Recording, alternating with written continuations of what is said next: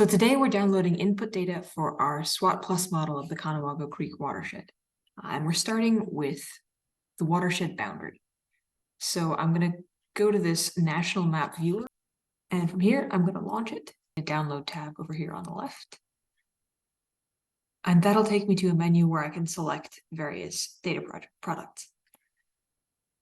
So we're looking for watershed boundaries, which are under the category hydrography. So I'll select that in the list over here. I'm going to uncheck NHD+, and I'm going to check the watershed boundary dataset. So this includes the boundaries of watersheds throughout the United States at all HUC levels.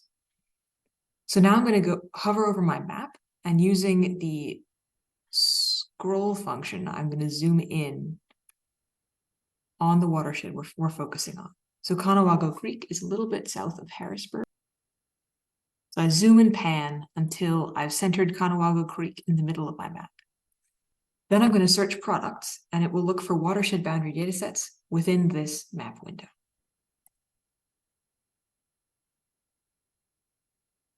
And it's found me two results. The one we're looking for is hydrologic unit 2, which is the Mid-Atlantic region.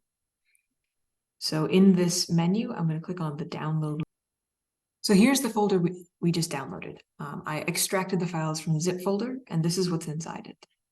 If I click on this shape file folder and scroll down, you can see that there are separate sets of files for each HUC level. So there's a HUC 2 file for the largest watersheds, all the way down to HUC 16 for the smallest watersheds. Our Conewago Creek watershed is a HUC 12. So the files we actually need to save are these four right here. Together they form one shape file that includes the watershed boundaries for all HUC 12 dataset, all HUC 12 watersheds in our region. Now I'm going to return to the dataset screen and uncheck hydrography. And we'll move on to the next dataset that we need, which is elevation. So we're looking for elevation products. I'll select that option, and I'll leave the defaults as they are. And then because we're already zoomed in on our watershed, I'll just hit search products.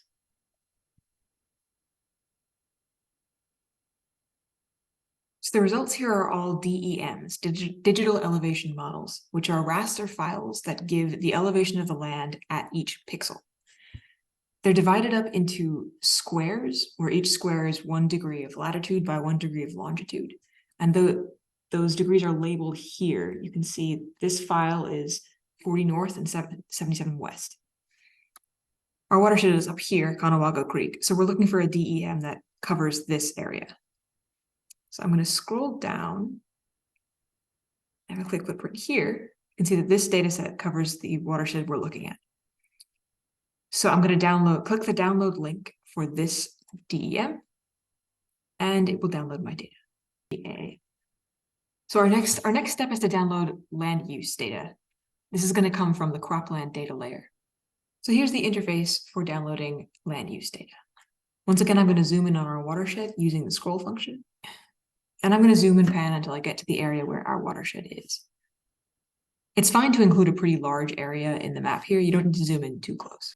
I'm going to select our land use data by going to this beige rectangle tool, choosing rectangle, and using it to define an area of interest that includes our watershed. So I'm just clicking and dragging to draw this rectangle.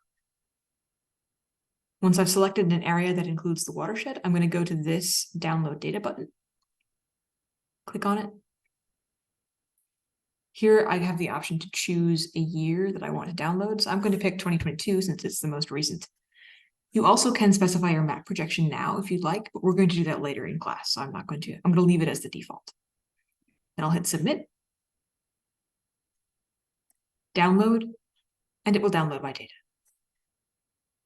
Next up is soil data page. I'll hit the green button to start web soil survey.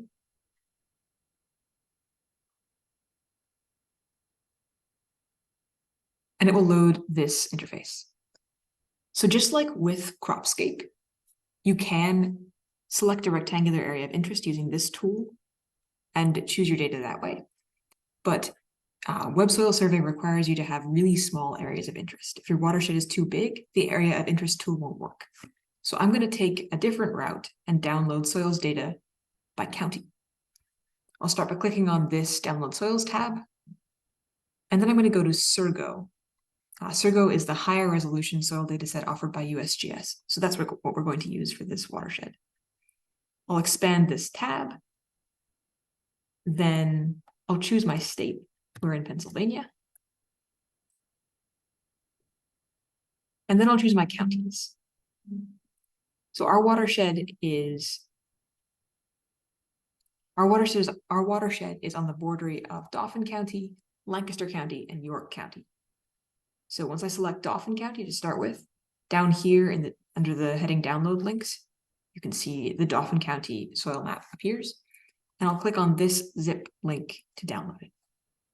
Then while that's downloading, I'll also download Lancaster County,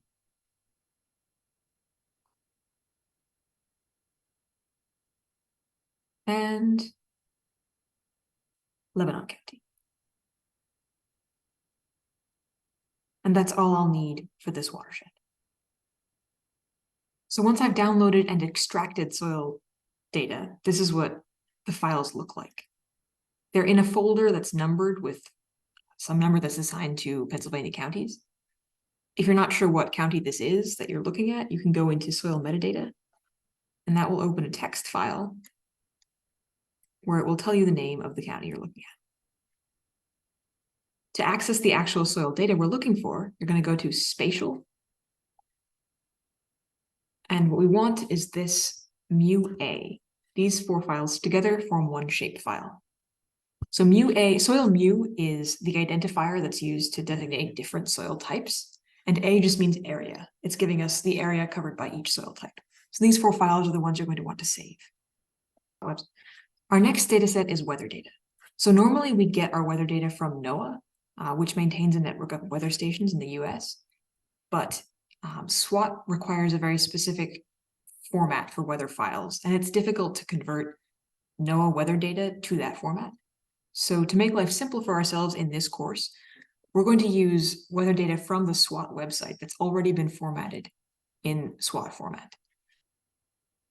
Then I go to the Data tab up here, scroll down, and I click on NOAA climate data for the US.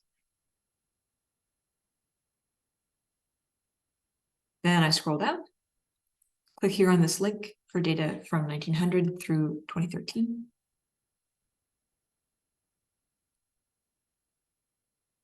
And these are links to weather data for each of the major hydrologic regions in the US. So like I mentioned before, we're in region 2, the Mid-Atlantic. So this is the link I'll click to download data. Unzip these files, this is what it looks like. It has a separate zip file inside it for each 8-digit HUC within HUC region 2. So we need to look for the 8-digit HUC for our watershed. So this is the folder I would eventually want to unzip and save. Inside it are precipitation and temperature files for all of the NOAA stations within that HUC 8, formatted for SWAT. So our last data set is stream flow at the watershed outlet. I'm going to go to the map of all sites. And then I'm going to zoom in on our watershed. And once I've panned and zoomed to the watershed, I can look at where the USGS stream monitoring stations are. This one is near the outlet of our watershed, Conewago Creek, near Falmouth, PA. I'll click on this link, and it'll take me directly to the page for the USGS gauge. I'm looking for daily data. I'll click there.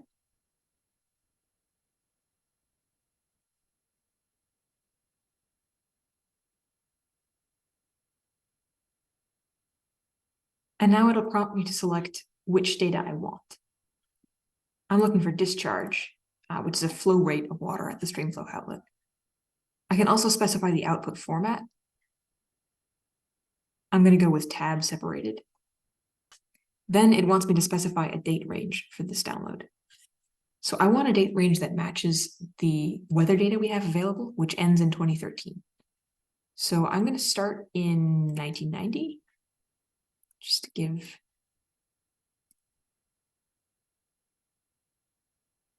it a few years, and then I'll end the date range in 2013.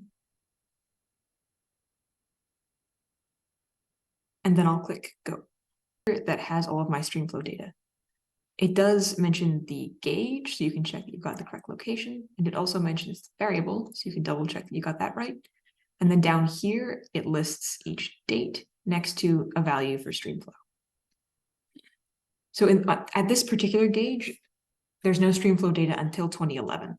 Ideally, when you go and choose your own watersheds, you'll be looking for a watershed that has streamflow data for more years than that, just to help with model calibration. But for this watershed, we're just going to go with what we've got. And that's all the data we need for the SWAT+ model. Thanks for listening.